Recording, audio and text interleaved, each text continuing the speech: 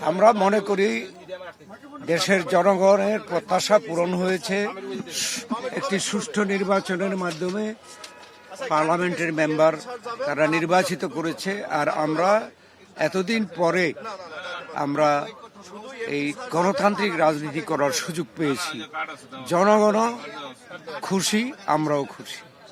ধন্যবাদ। মন্ত্রিসভায় আসলে অনেকের নাম আলোচনায় আছে, এই বিষয়টা তো স্যার একেবারে চেয়ারম্যানের সিদ্ধান্ত।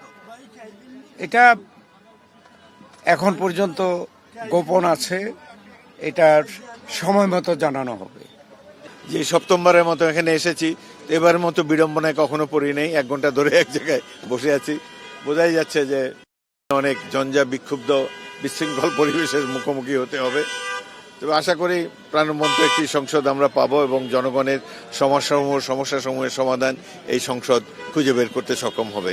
আমি আসলে প্রথমে কৃতজ্ঞতা জানাই আমার হাওড় অঞ্চলের মানুষ, যারা আমার জনগণ যাকে বলি।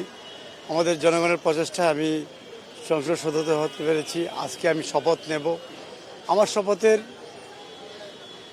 এজেন্ডা থাকবে আমি যেন হাওড়বাসীর পাশে থাকতে পারি। হাওড়বাসীর আমাদের এই দুর্গম এরিয়া, আপনারা গিয়েছেন, আপনারা দেখেছেন, বাবুভাই সহ আপনারা সবাই গিয়েছেন। আমার মনে হচ্ছে বাংলাদেশের সবচেয়ে দুর্গম এরিয়া আমার এই অঞ্চল। আমাদের এই অঞ্চলের মানুষের প্রত্যাশা আমার কাছে অনেক বেশি।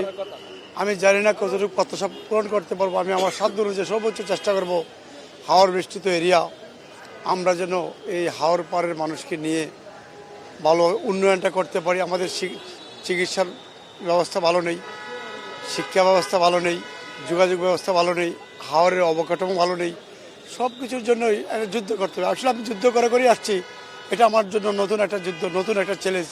হাজার হাজার মানুষের প্রত্যাশা, আমি যেন মানুষের প্রত্যাশা পূরণ করতে পারি, আল্লাহর কাছে এই প্রার্থনাই করি। আমার এলাকার মানুষ আমাকে তাদের এলাকার ছেলে ঘরের সন্তান মনে করে। সুতরাং আমি মনে করি যে আমি আমার এলাকার সবাইকে নিয়ে আগামী ঢাকা নয়কে একটি উন্নয়ন, একটি মানবিক, একটি সম্প্রীতির, একটি গণতান্ত্রিক চাই এবং দেশকে আমরা একটি গণতান্ত্রিক বাংলাদেশ গড়ে তুলতে চাই।